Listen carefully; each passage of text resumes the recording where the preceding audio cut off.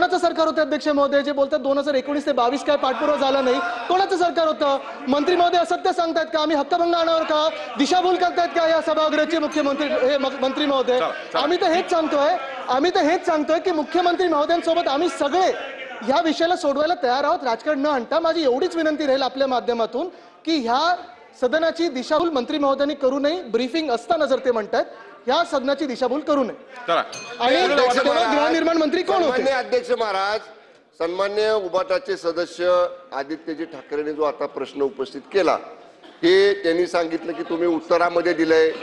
या उत्तरामध्ये माननीय मुख्यमंत्र्यांनी तत्कालीन किंवा माननीय गृहनिर्माण मंत्र्यांनी केंद्राकडे पाठपुरावा केलेला कुठेही नाही. उलट 9 सप्टेंबर 2024 ला तत्कालीन मुख्यमंत्री माननीय एकनाथजी शिंदे साहेबांनी स्वतः याच्या बाबतीतला पाठपुरावा केंद्र एवढं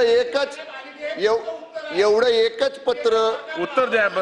एवढं एकच माननीय मुख्यमंत्र्यांचं पत्र हे दप्तरामध्ये आहे जे मुख्यमंत्री माननीय एकनाथजी शिंदे साहेब होते. मला तेवढंच सांगायचं होतं की शेवटी मुख्य सचिव झाले हे केवळ मगाशी वरुण सरदेसाई साहेब जसं म्हणले की खालनं पत्र वरण पत्र खाली.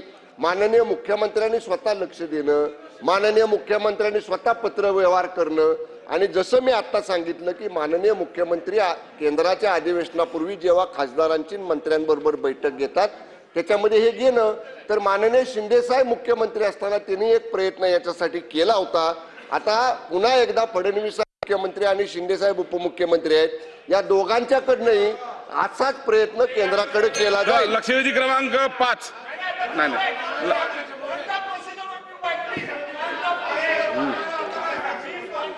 अध्यक्ष महोदय.